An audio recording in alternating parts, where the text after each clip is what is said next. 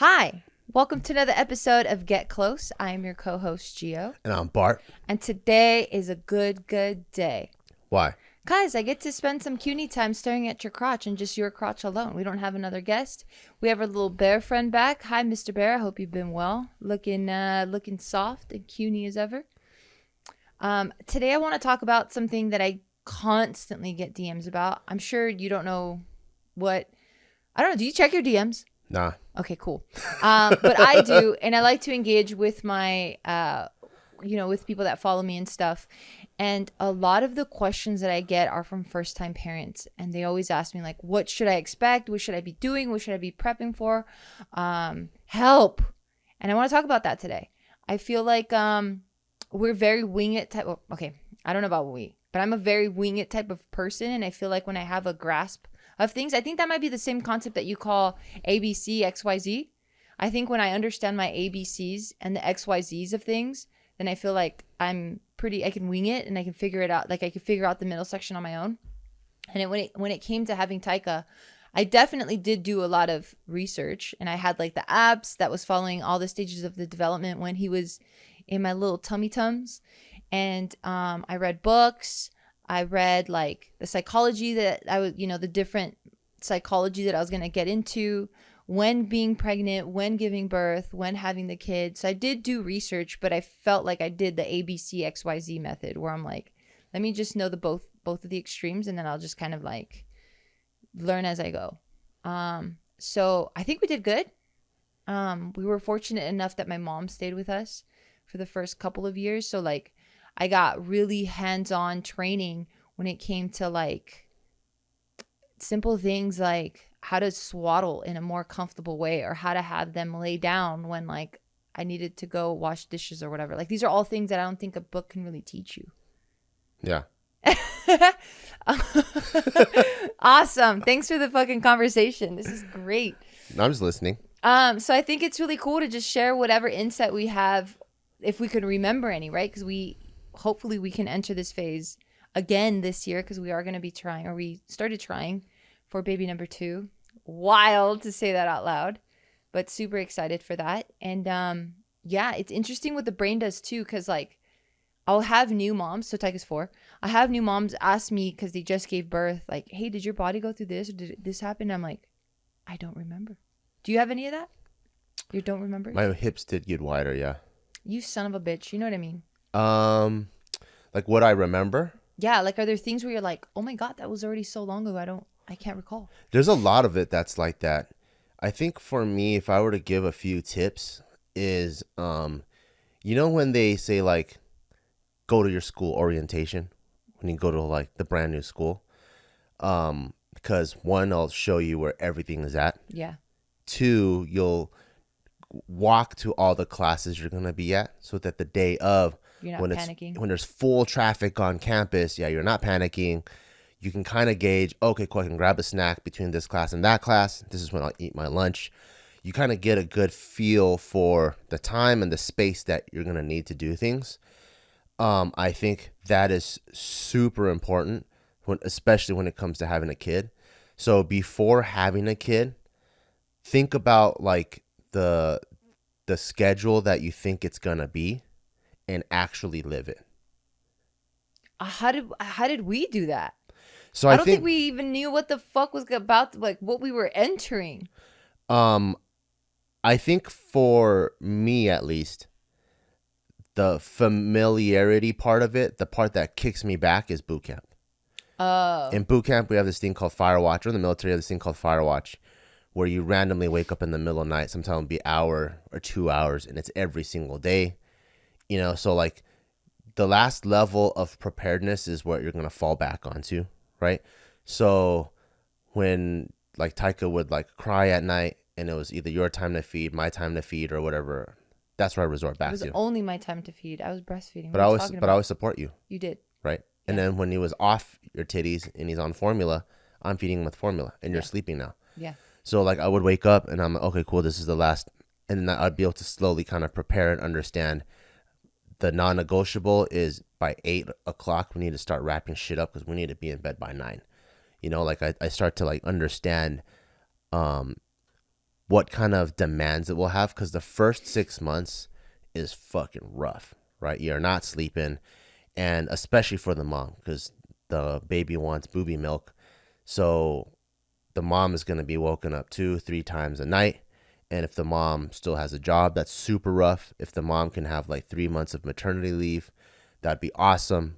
But, you know, you just never know these things. And then also coming home from work, people might be used to coming home from work, kicking their feet up, you know, watching the game. But now you have someone that's crying, that needs interaction. And so like understanding that, you know, and then also understanding that now you have something that is fully dependent on you. So you need to be there all the time. And I think a couple of things that helped us was first having a dog. Like a dog is kind of like that, right? You got to walk the dog in the morning. You got to walk the dog at night. That like if you don't interact with the dog gets sad. He'll like scratch at the door. Come on, come play with me. So you kind of understand it a little bit. I think that's a good baby stepper. But when it comes to being with the kid, I think being able to kind of block out the schedule and live that schedule even for a month would be tremendously helpful. Yeah. Yeah. Like even practice waking up in the middle of the night for no reason, walking around for 30 minutes. Okay, I understand what that's going to be like. And then like let's say coming home from work, and then usually you're used to just hanging up your bag. Maybe have 1 hour of an intense time with your dog, or 1 hour of intense time with your significant other going to the park. Like being intentional and understanding how that's going to feel. Then when the kid comes, because if you don't do any of these things, that's when I've seen a lot of parents get straight up obliterated. Yeah. Especially when both parents are working. Yeah. When it's one parent is able to stay at home, they take up like the most of that work. The obliteration on their own. Yeah, but even that's tough, you know? Because then if the other parent is just kind of like, well, that's your job, I'm going to just kick you here, then you don't feel like a team. And that's when the relationship kind of gets hurt a little bit too. Yeah. Dang. So you just went through a lot just now, and I do want to break it down a little bit more. I do want to give a mom, like a female perspective and then a male perspective, because I don't really know what you went through. A lot of the tips that you just said are spot on, and I agree with everything that you're saying. But I want to take it back a little bit and just start with finding out you're pregnant, right? So for me, I wasn't really around a lot of pregnant women, or a lot of, like within our circle, I was the first person to get pregnant, but like that remembered it. Yeah, I didn't feel like I had like the support system around me to really like explain it. So I started seeking out different friends that already had kids and stuff, and that I like admired the way they were raising their kids. So remember, like we would meet with different couples that had kids already, and these were like older couples. Yeah. And you know, people that we respected and that we looked up to their parenting style. So I think Mark Bell was one of those people that we looked at, and like he was giving us pointers on like what to expect. And that was really helpful, but no one really prepares you for what you're about to embark as a woman.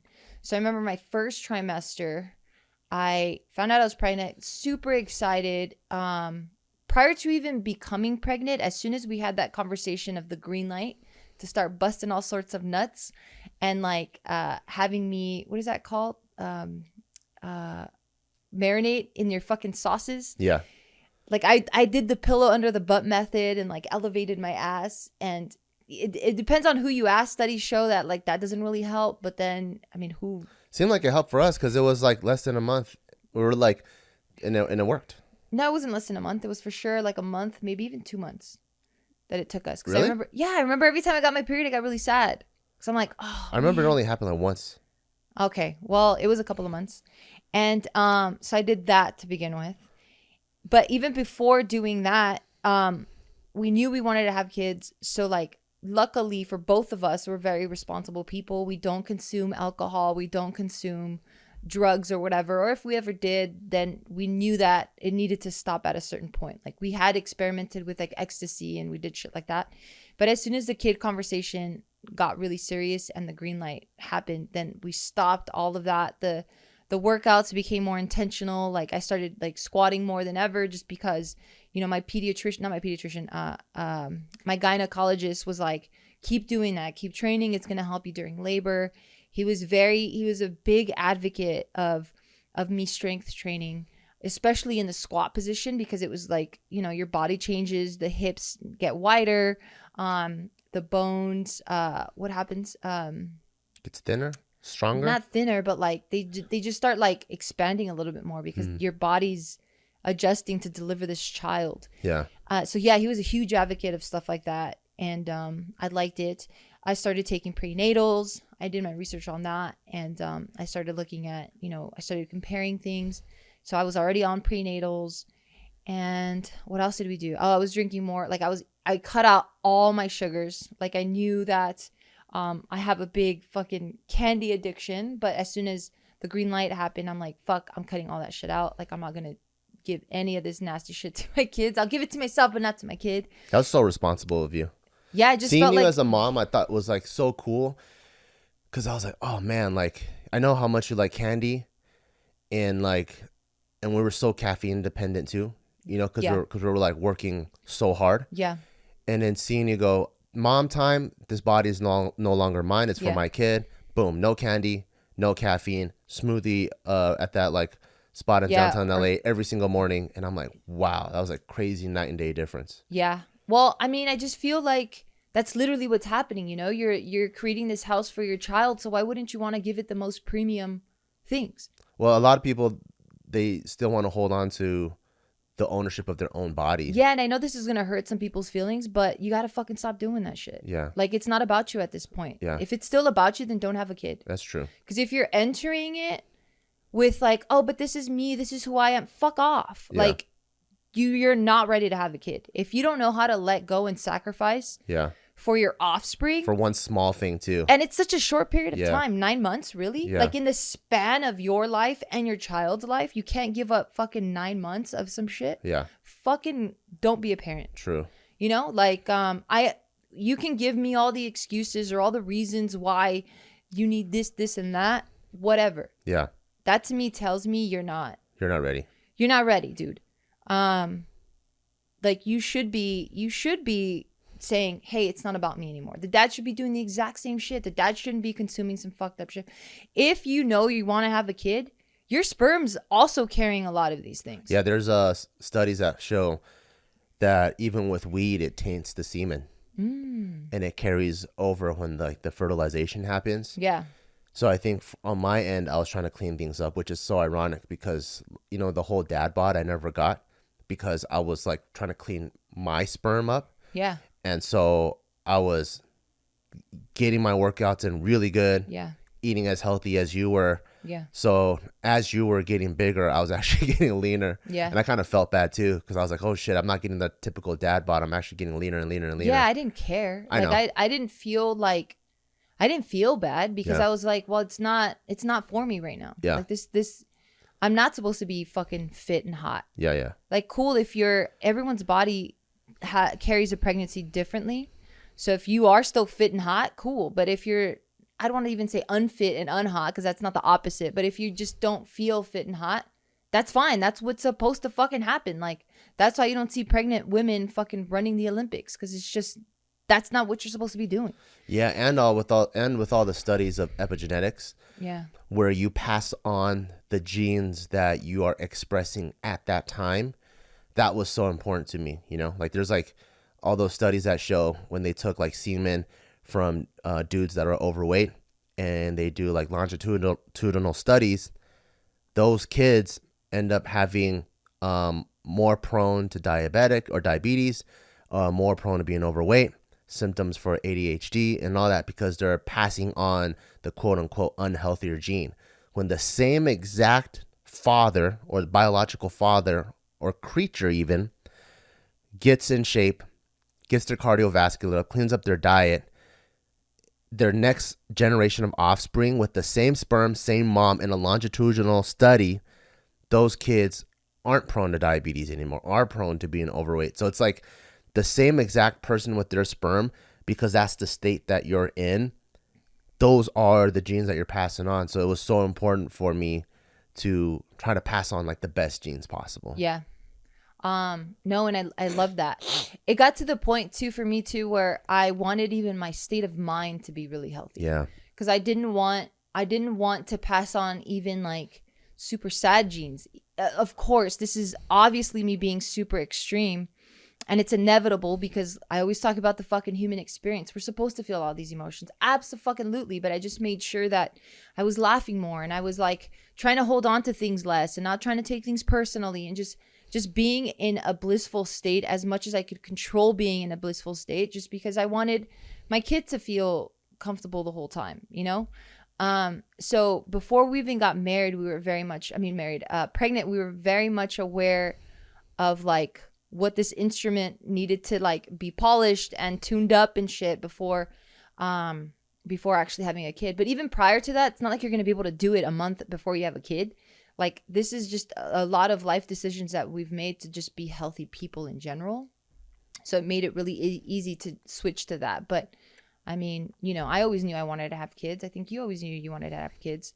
And one of the things I loved about you when I got with you was that you wanted to be fit and capable so that you can pass on a lot of skills, obviously, but that you can keep up with your kids when they're like fucking around and playing, you know?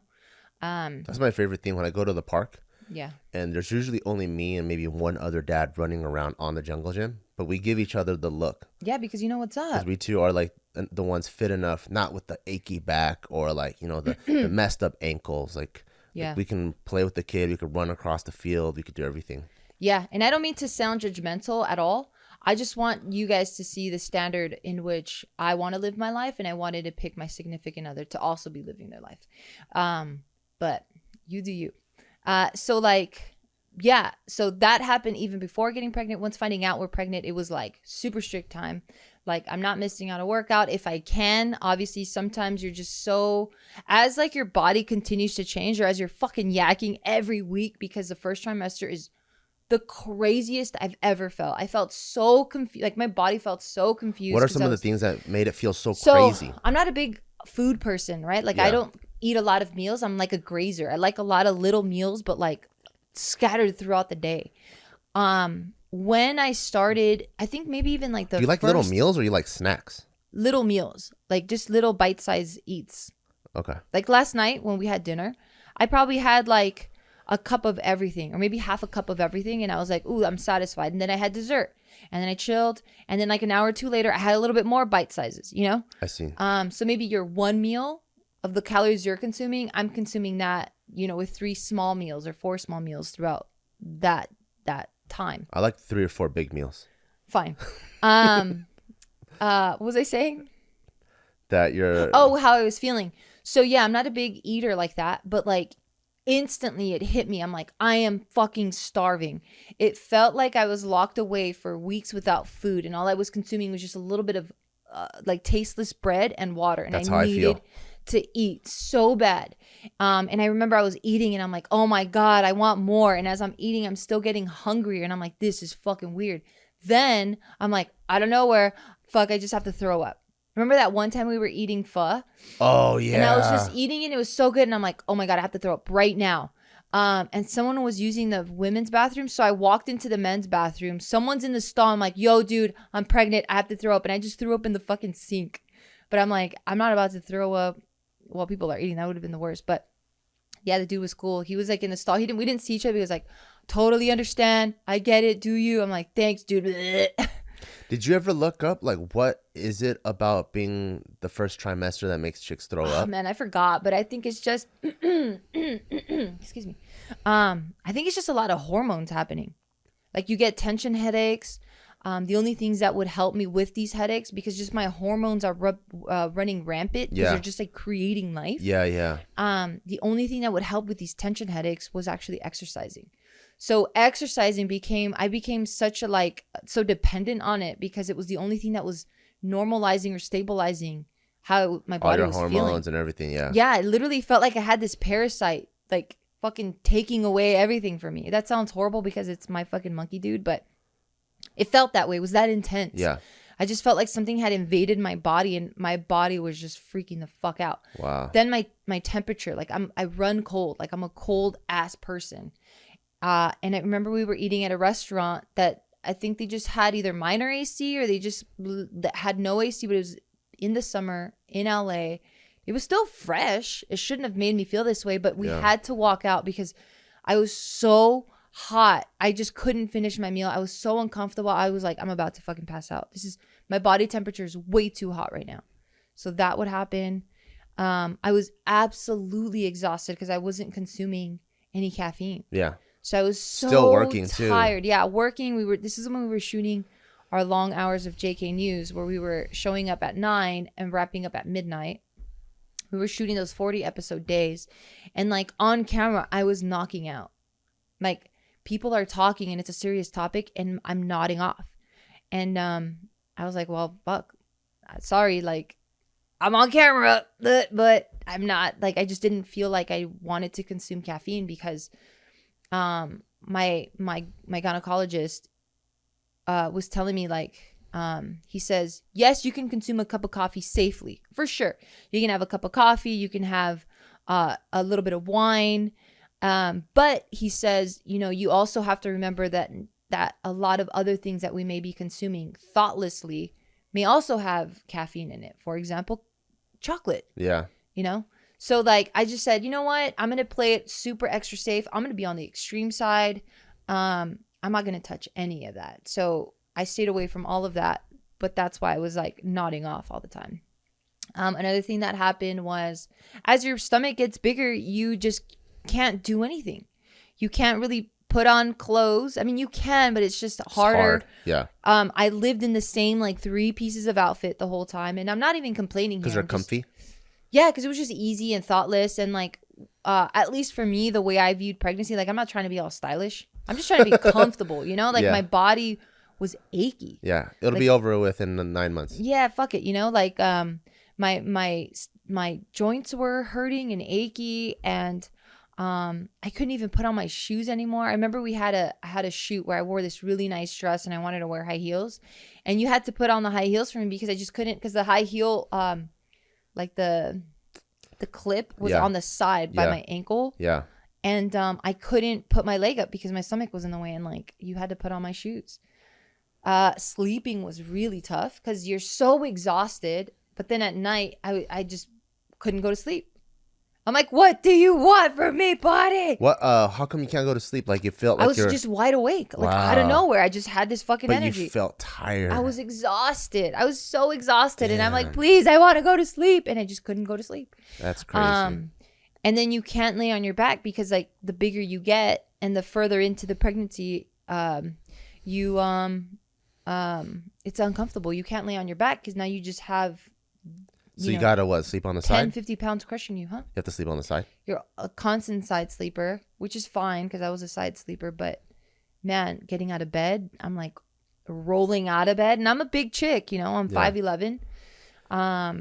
So I trained. So I should have been capable, but I'm still kind of waddling around still. What else? Like your body changes. Like the biggest change I saw was in my nipples. Like they got really, really dark. And then the plus side is I had the best skin I've ever had. My hair was so beautiful and like shiny, and it had this like beautiful glow, and like my nails were just the strongest they had ever been. I think maybe this was the first time I was actually like intentionally like giving myself all the appropriate things I probably was lacking prior to, you know? Oh, like all the prenatal vitamins? Yeah, because they just jam pack it with a bunch of Good stuff in there. good stuff, yeah. What else? Everyone's so sweet with pregnant women. I loved it. Everyone was so kind. If I was standing up, men and women, older men, older women, grandmas, grandpas would move out and they're like, here, you sit. I'm like, oh, thank you. I'm so but everyone was so sweet with a pregnant woman. If I'm like trying to carry something, you see people rushing to just help. And it was really heartwarming to see like the community be like, okay, she has life. So it was really cool. That's really cool. Driving became kind of scary for me. Like I didn't want to drive because I felt like I was putting myself in harm's way. Like especially behind the wheel. Because the airbag? Yeah, or like I anything, just or? didn't want to drive because I'm like, what if I get in an accident now, an airbag, or like there's just very little room between my belly and the steering wheel. So that I didn't want to do. Gotta do double cobras. And then you gotta brace. Jiu-jitsu moves. Yeah. What about you during this phase for me? You're just living life as normal. The first trimester? Yeah. I think the biggest difference I noticed in myself, since I don't go through any bodily changes, it's more of like the dad radar, which I never really had before. Because it's usually like you kind of have like your spidey senses out just for yourself. You're like, oh, what's that? Whatever, what's that? But I remember going into we went to Vegas for something, and we're walking through the Bellagio, and all of a sudden I'm like, that's secondhand smoke. What the fuck? Motherfucker, everyone stop fucking smoking, And then so like I would. And you're in Vegas. That's funny. I know, and I'd walk in front of you, and I'm like purposely going like this. I don't like because we had to walk. We're through there. so exaggerated. I know because we had to walk through there to go somewhere, So I'm like, okay, I can't let Ma Bear breathe this air, that kind of thing. Or even like if we're like walking around in downtown, like I'm like just like looking out extra that I never really was like that attentive before. Yeah, you were great. You were always so worried about how I felt, if I needed anything. Like you were very much involved in the pregnancy the entire way, which is really rad. Yeah, I was trying to like make sure like, oh cool, like she's running late for something. Maybe I could go downstairs and grab a smoothie. Yeah. Because I wanted to stick to like giving the little monkey dude all the best stuff, Yeah. But then you just can't move as fast as you usually do, or you're just stuck throwing up or something, So we're still trying to like just whatever plan. And I think that's the biggest thing. A lot of people, I think, when it comes to having a baby, first of all, they don't plan for it. So it is something that just comes in and it's a curveball and it shakes their whole life up. And when you don't plan for something, I don't think you can ever put your best foot forward. I get where that comes from too. Like our parents didn't plan. They just didn't have time to plan. So how does anyone teach you I know how to plan? So I think that's like the biggest thing for most people. Like you need to have a plan. Yeah. You need to have a plan for everything. Yeah. Like if someone comes and I hear some glass shatter, I know where our guns are located. I know exactly what we're gonna do. I know, like there's a plan. Yeah. Versus glass shattering, and now you're trying to devise a plan. At each other. Who's gonna go down that's there? Tough. Me or you? Yeah, that's tough. You don't want to brainstorm when it's an emergency. You want to execute when it's an emergency. Yeah. And so I think for us, we had a plan. We know the type of fitness we wanted to be in. We know how the kind of happy state we wanted to be in. Because I remember like even our hikes. Sorry. All of our hikes really started even before we had him. Because we're just thinking it might be a good idea to just get out and get some open mountain fresh air every week. Just like whatever you're breathing, they're breathing. This podcast is sponsored by BetterHelp Online Therapy. I absolutely love every time I get to talk about BetterHelp, whether that's here on our podcast or whenever I do any IG questions that you guys submit to me, because they are such a great service. BetterHelp is an online therapy that offers video, phone, and even live chat sessions with your therapist. And I love it because a lot of us, might live in areas where we can't have or we don't have access to a lot of these licensed therapists. So the fact that you can go online from the comfort of your own home, do it over the phone, or if you don't want, your face to be shown, or you feel a type of way about seeing someone face to face, you have a lot of options, and I'm a huge fan of options. So BetterHelp right now is focusing this month on online therapy, and they want to remind you to take care of your most important relationship, and that's the one that you're going to have with yourself. So we all know how important relationships are, right? Like as a species, this is what we're created for. We're social creatures. And how many of us go above and beyond for the people that we love? A lot of us, right? But how many of us go above and beyond to love ourselves? Not too many. And, for me personally, I've noticed in the past, from my past behavior, that I would go above and beyond for people. And I feel like I was doing that because I was so scared to look at myself and see whatever problems or struggles that I was dealing with. And it wasn't until I started looking into that and really focusing on that and fixing that my relationship with myself got better. And that's what I love about BetterHelp, that, again, going back with the options, you can do it from the comfort of your own home, your own schedule. You set the pace, you set the tone, you set the boundaries and how you want to go about it. So for everyone listening right now, whether you're struggling with something or not, if you just need to talk to someone or work some things out, BetterHelp is for you. So because you're listening to this podcast and it was sponsored by BetterHelp, you're going to receive 10% off your first month at betterhelp.com/getclose. That's BETTERHELP.com/get-close. Please, please, please take us up on this offer. You really have nothing to lose and literally everything to gain.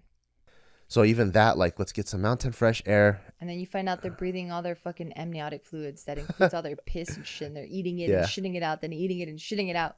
Yeah, like we could get some air, good nutrition. Let's try to sleep, try to be in a happy place. So you got the good hormones, going in there. So I think just planning for all of that and sticking to it, doing whatever we can to stick to it was so important. Yeah. I love that you knew that there were so many big changes happening and you were just so adaptive and you didn't question me. And you, it felt like you really trusted all the decisions that I was making. So I felt really supported. That was one thing I think I really learned from my mom. My mom told me when she had me, she didn't feel support at all. And that's one part I felt so sad for her. Because one, they're from that generation where mom does everything, dad's work person, right? Yeah. And my mom, she was pregnant and my dad was trying to get his restaurant going at the time. So it was like a lunch and dinner type restaurant. So my dad's gone from like 11 till 11 pretty much. Wow. And my mom is just kind of at home, newly immigrated to America, no friends, no coworkers, not even a routine. It's not like, oh, she's going to go to like yoga at 3, and then like no support group, none of that stuff. Wow. And so my mom was just doing her own shit. She was just like, well, what do I need to do to make sure like little Bart is healthy? So she's just making her own eggs, going on her own little walks in the park. It was a very individual thing. And when my mom used to tell me that as a kid, I'm like, man, that sucks. Yeah. So I always wanted to make sure that for you felt supported, Skinny. Yeah. That's all I could think of in terms of the prep. Oh, another thing was and I think everyone naturally starts doing this, but like within the last month when like the baby's right around the corner, like getting your house set up. What I liked is that we had so at that time we lived in a 2-story. The nursery? Well, I see a lot of new parents do this and I think it's so cute because we did this too. Yeah. But you're so excited to have this baby and you're so excited to start this new chapter in your life that you're like stressing over the nursery and doing all that stuff.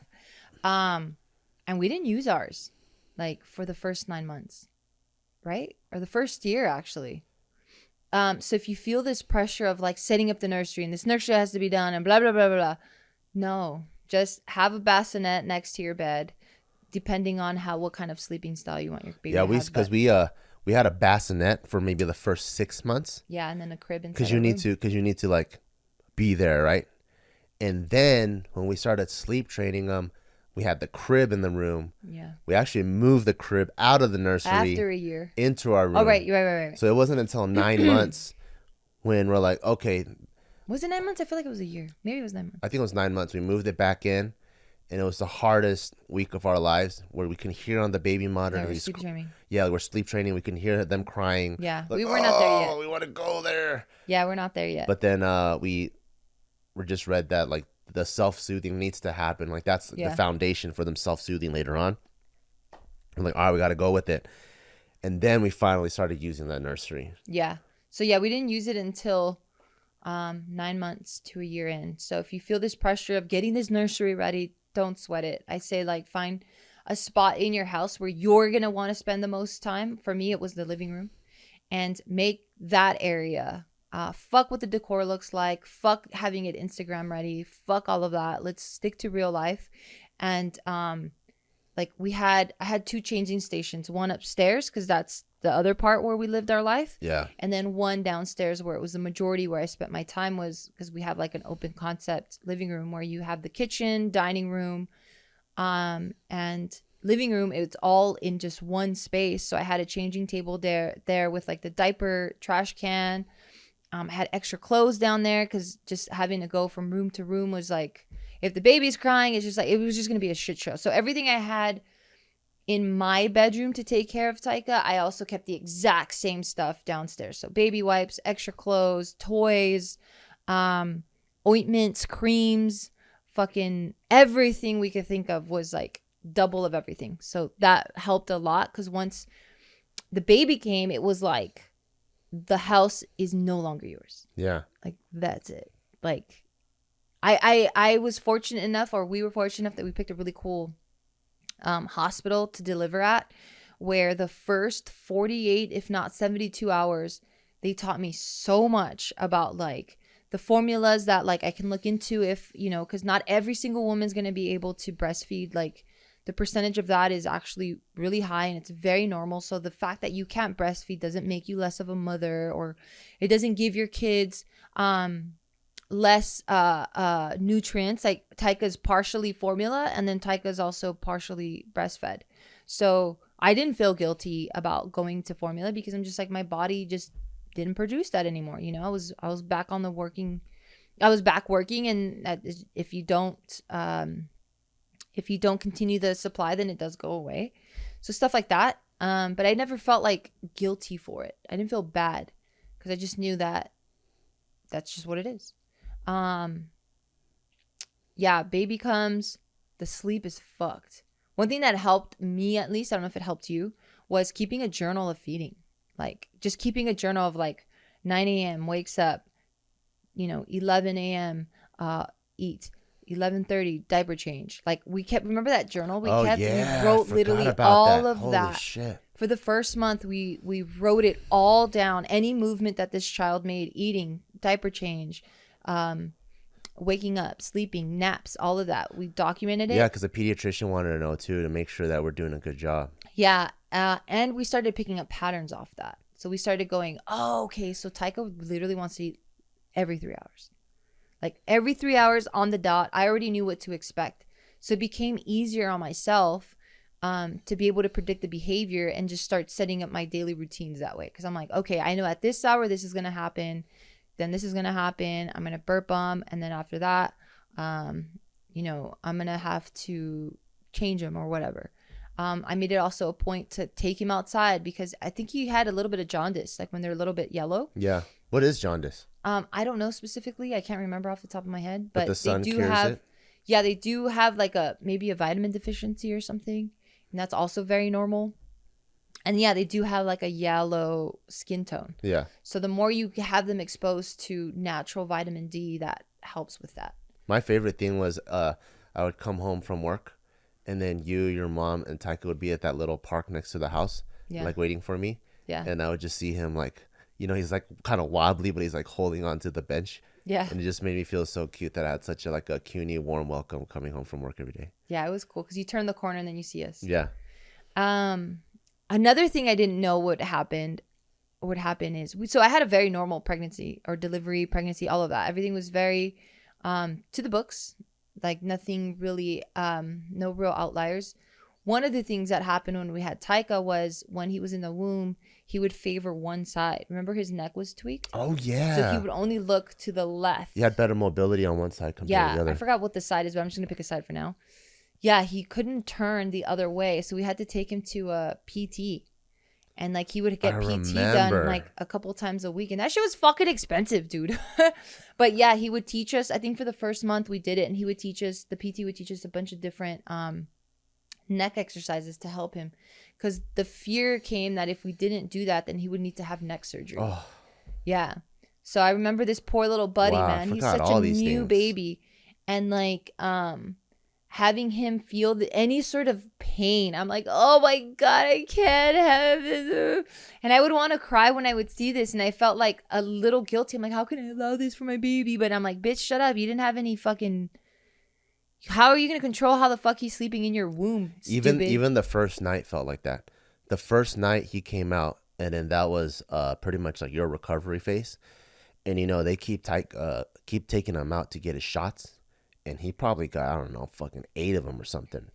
So I'm always going out to, because, you know, monitor and like... Yeah, because there's always like the fear of like the baby getting switched, even though they're double tagged, but getting switched, getting the wrong baby or something like that, you know?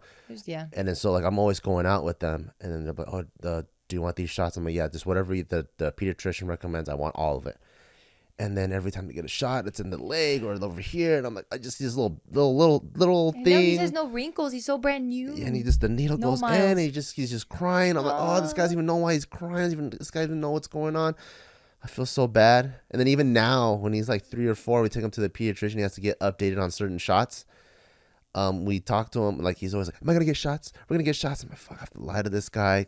I don't, and I'm like, fuck, I probably should lie, but I don't. I'm like, yeah, dude, you have to. I know. We go in and he gets shots, and Or then, ignore it. and even his leg right now is still tiny, you It know. is And he sees tiny. this big old needle go inside, and he cries. I'm like, oh. And it's so funny. I judge, and I don't mean to. I love the health care workers, but when they're poking, like the first time they had to draw blood from his little Foot. the bottom of his foot. Yeah. And I was judging her in my head, going, "Don't you have kids? How can you make this happen, you witch?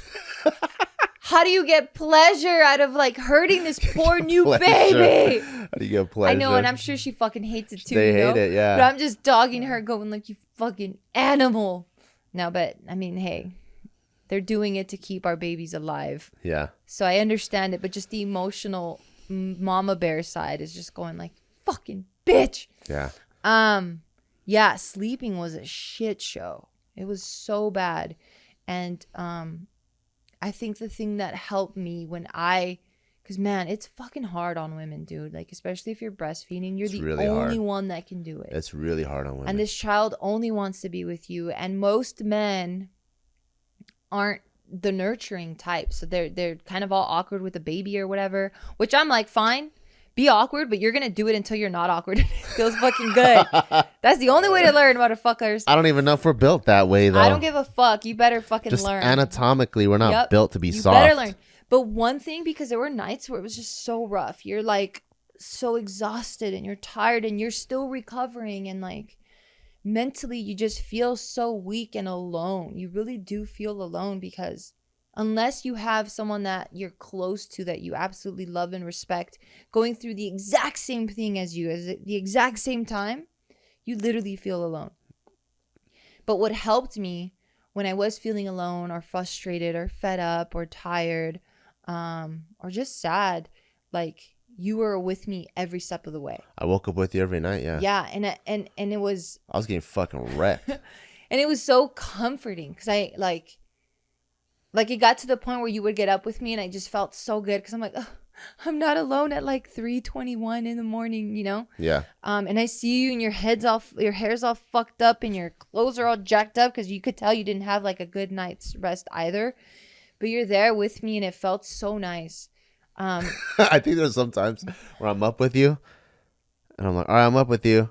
And you're like, okay, cool. I'm like, all right, can I go back to sleep? And like, No, stay I up, didn't- motherfucker. No, I'm like, I didn't "All feel that. No, you didn't. Maybe you think of it as a joke in your head, but you never did that. right." Really? Because I would have felt really fucked up. I would have felt like you're just doing it, you know, my sensitive ass. I would have felt like, damn, he's not being my partner. He's just like, I don't know. I would have flipped it in some sick way. I also fucking hate the feeling of not being in control too.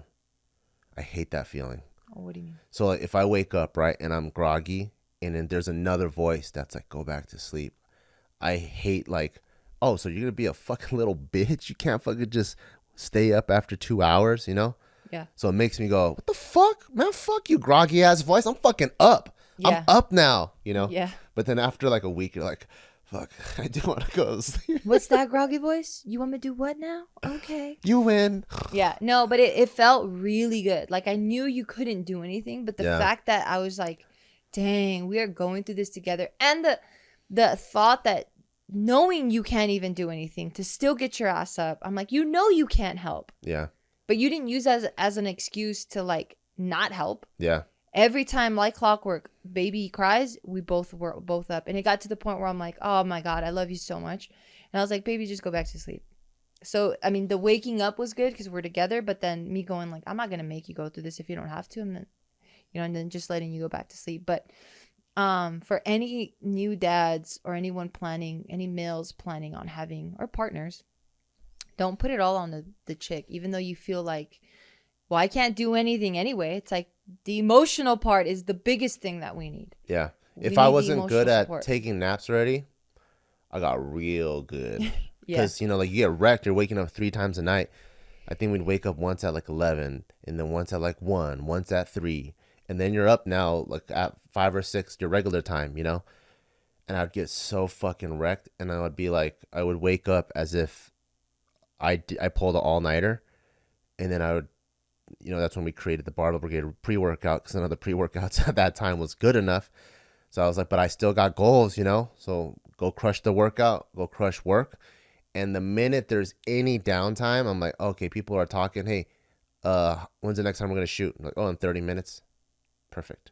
I would just fucking find a corner and just go and close my eyes like as much as I could to try to like, when your battery, your phone battery is on red. Yeah, it's like the last It's 10%, like 5%. it's like, but you still need it for the rest of the day. Any second, you're just, Yeah. are you done with that charger?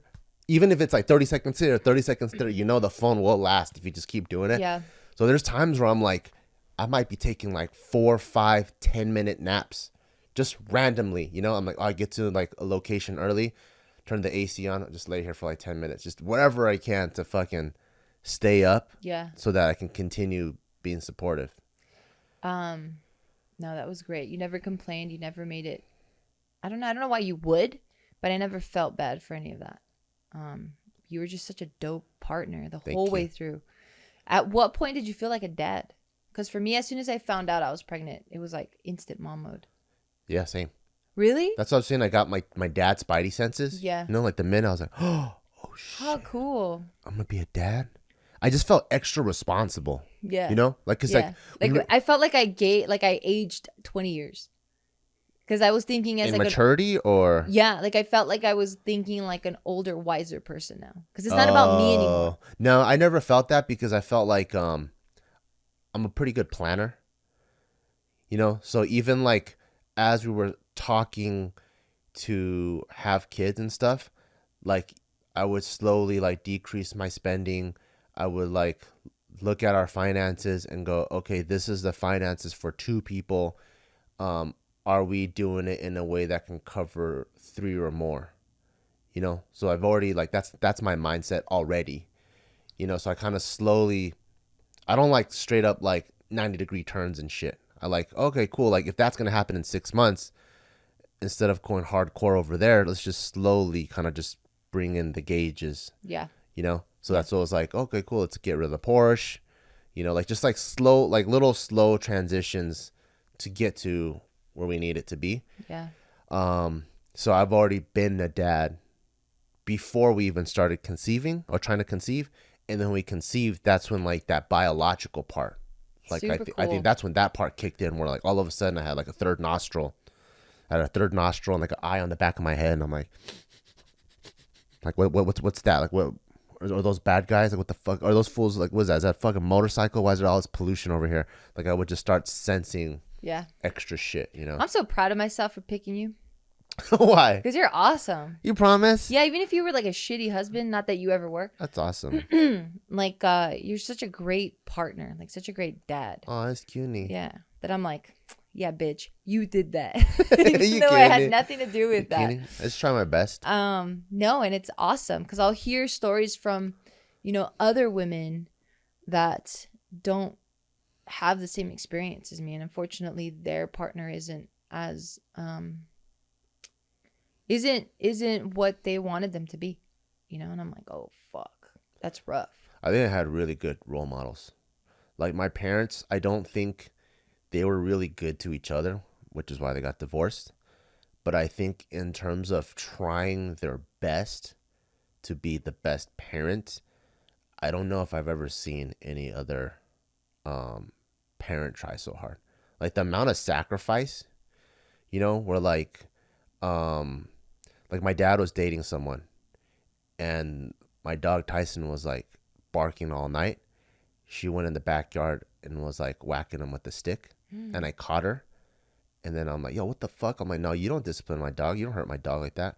I told my dad and she got kicked out the next day. Good. Bitch. Like, I don't know if a lot of people would do that. No, they wouldn't. Yeah, my dad's like, no, this is my son. It's my son's dog. They still saw each other, but she was like, my dad was like, that kind of behavior can't be had at this house.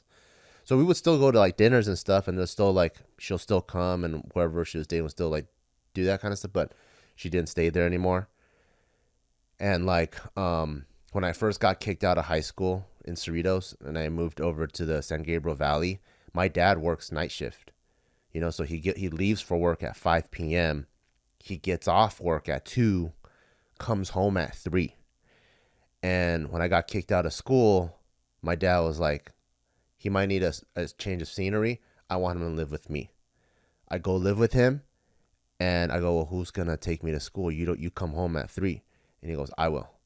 And just like that, like fucking every day, goes to sleep at 3, wakes up at 6 to take me to school at 7, and then comes home and then finishes the rest of his sleep until 12.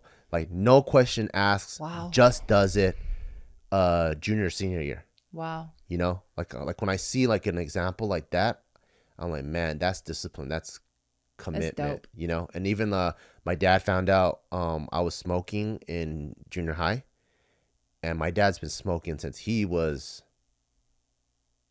I think, 8. Oh my God. Yeah. Like, he's been smoking since he was 8, you know? 8? Yeah. I mean, my dad grew up in like communist China. It's crazy. It's like, if there was a fifth world, he grew up in a fucking fifth world country, you know? And so at that time, he has like 7, 8 brothers and sisters. So everyone is just living in misery. So whatever you can do to pass the misery, that's what you do, right? So like, imagine like playing in a dirt puddle. It's raining. You have 1 bowl of rice to share amongst 5 people. If the older brother gets a hold of a cigarette, he takes a hit.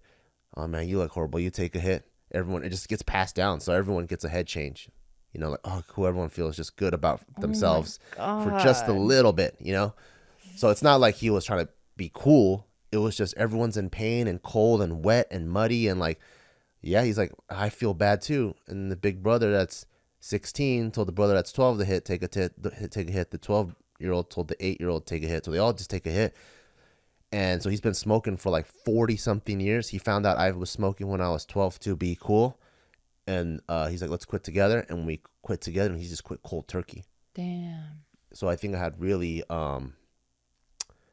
really good role models. And even my mom, you know, like in the other podcast, I was talking about how it sucked growing up because all my friends had their own rooms. I had to share a room with my mom, and the rest of the 3 rooms in the house were rented out.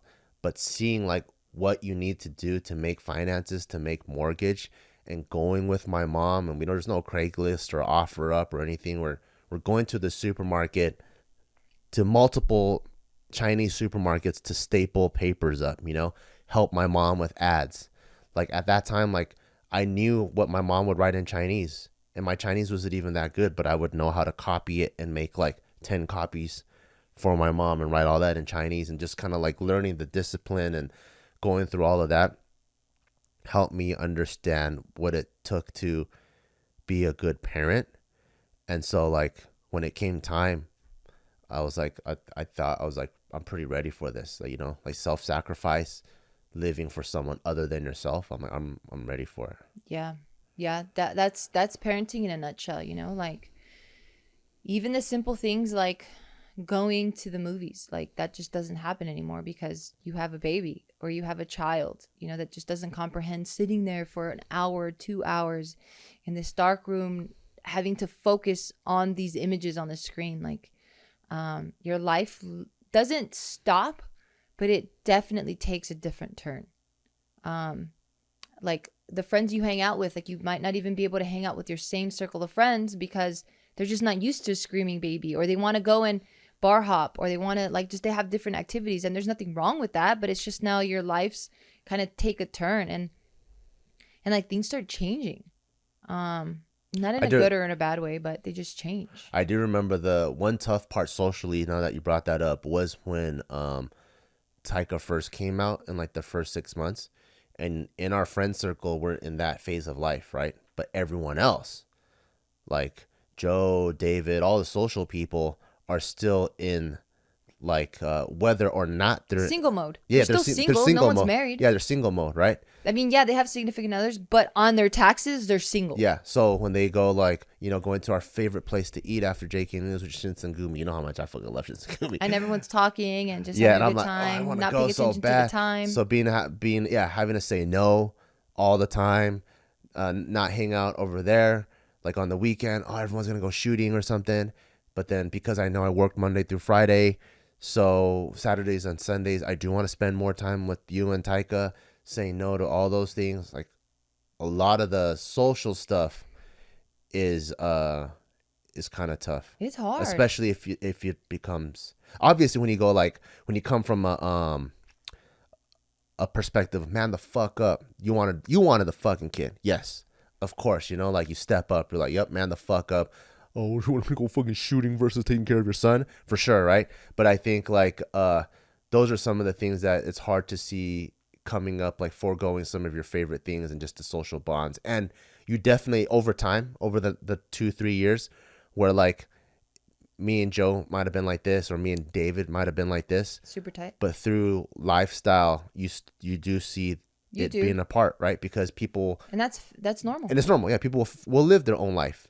Like if you were the go-to guy to go snowboarding all the time, but now you said no 10 times, guy. There might be a different guy, you know, or you were the guy that was gonna get fucking birria tacos with every single Tuesday, but now you say no 20 times. There's gonna, you know, it's just normal. It's life. It's but there's still like a nostalgic part. You're like, oh man, I miss when it was just like us, like this. Yeah, the cool thing with that though, if if you can remind yourself that people will come back around, like if they're your true homies, yeah, they even like that. But like life brings you back, right? So like we know David, we know Joe, they both want to have kids at some point. We know that they're gonna come right back around and they're gonna jump in on this fucking parent train. And we know that we're going to not be able to all go snowboarding together. But guess what? Now, because we all have families, we're all going to go to the snow together. We're going to get a cabin. Things are a little bit slower, but now you guys get 1 hour of snowboarding time. You know what I mean? Like life will bring you back where it needs to bring you back. So like when shit like that was happening, I didn't really think about it too much because I'm just like, this isn't forever. Like I know how quickly kids grow up. So I never felt like I was going to miss out on anything. The only thing, though, that I felt like is important to really focus on and hold on to as fucking hard as you can is balance. Because as a woman and as a mother, a lot of that responsibility is put on us in the beginning because it has to, right? We're the nurturers. Our body's literally giving them life. Like even our mindset, like we feel guilty when we're away from our kids. We hear another kid scream and our body tells us to start producing milk. So then we started excreting milk out of our nipples and it's not even our baby crying. Like just biologically, we're supposed to be with our kid. But what happens is, and there's nothing wrong if you're okay with this, but you kind of start losing a sense of self.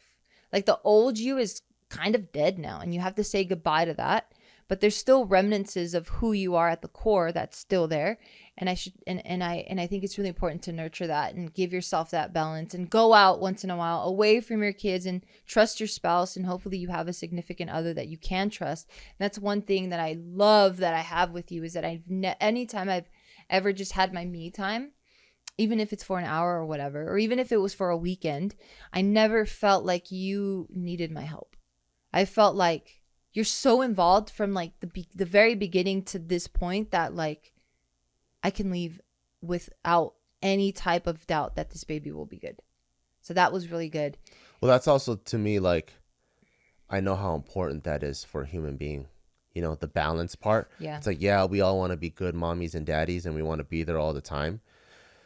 But kind of like how I told you, like when I am able to train in the morning, and for some reason, whatever it is, once I get that out of me, I'm like level-headed. I have all that aggression out. I'm like operating from a state of euphoria because I've got all my serotonin and dopamine firing the right way. I make better decisions by better dietary, financial, social, all kinds of better decisions just because I train in the morning. Yeah. Even if I woke up groggy. Yeah, no. But getting that out. Yeah. And so that's my daily check, right? And so I think people they got daily checks for their balance. People will also need weekly checks for the balance and monthly checks for the balance. So even if you're like an Olympian volleyball player, if you don't play volleyball for a year, you probably lose that identity. Yeah. You know, and that's important. So however frequently you need to do it, maybe you used to play volleyball every single day.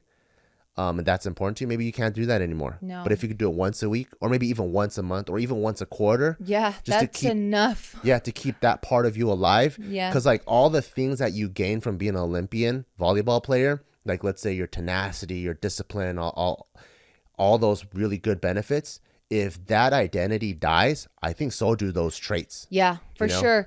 And I know at the beginning of this, I'm like, yo, if you're not willing to sacrifice, then you're not ready to be a parent. And I feel like, yes, I still stick to that. Obviously, I'm saying it. But when it comes to yourself and like who you are as a person, it's really important to still keep that person around.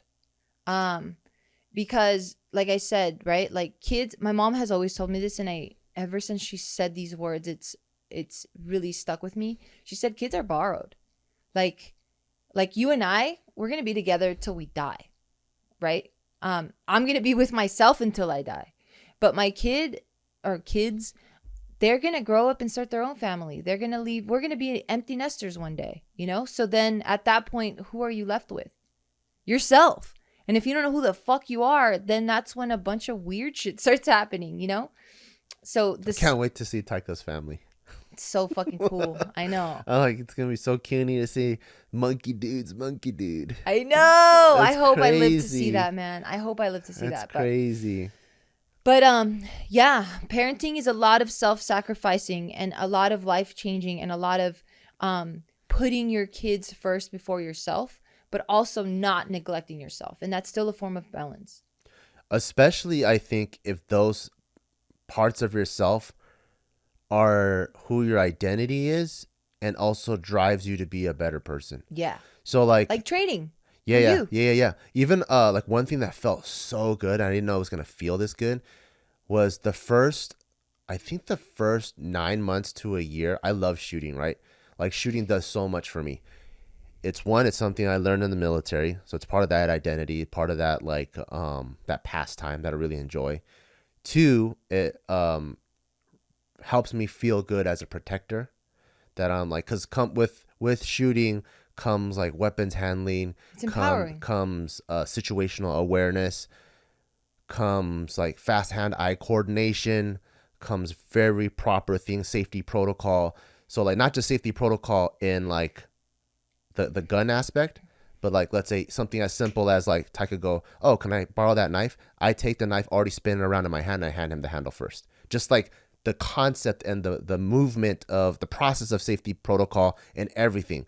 When I'm doing construction, like building this podcast, the minute Taika comes, I already unplug it and I put the drill to the side. No power tools when he's around, because I don't want him to press something and something happens. I see him go back inside. I plug that back in. Now, like just that gun has so many parallels in the rest of the way that I live.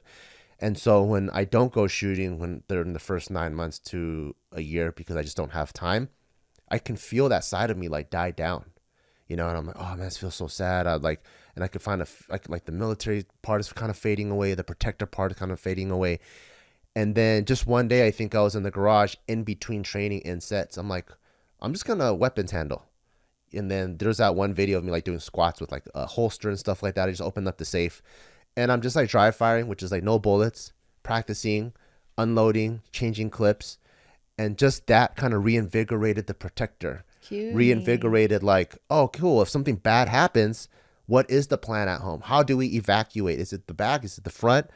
And just all of that just clicked in. So even like I wasn't able to go shooting, but to be able to nurture the parts of you that make you who you are in a positive way, I think is so important too. Super cutie. Yeah. You're such a cool fucking dad. Really? Yeah. Why am I so love cool? it. I love it. I don't know. I just love the way you think. You know, it's never like I never feel you go, oh shit, let me prep. It's always like you've been prepped. And you're so fair and you're so respectful and you're so willing to learn and you know a lot. And the self-sacrifice, I mean, just everything. You're just like my favorite partner ever. Oh, thank you. Yeah. And Taika's so fucking lucky to have you because you're just so fun too. It's cutie. You're a big cutie guy. All right. Well, on that note, before I start fucking crying my makeup away, yeah, thank you guys for constantly asking these questions in the DMs. If we don't get to you guys in the comments below, definitely shoot us a DM or just shoot me the DM because Bart's not checking that shit. Nah, I need my own mental clarity. I would love to talk with everyone. It gets overwhelming for sure. Yeah, like we appreciate it, we love it, but if we spent our whole day, if we spent time answering every single DM we got, we would never have any time to do anything else. Yeah. Which is still a blessing, right? To have people trust you and follow you and want to learn from you so deeply, that they reach out to you is a fucking blessing, and I'm so grateful, and I don't take that for granted. But hopefully we were able to shed a lot more light in this one episode, so that that question, you guys can at least go like, oh, okay, cool, I know where to go. I know there's a resource. If there's a friend that has those same questions, hey, check out this podcast. They kind of go into detail of stuff like that.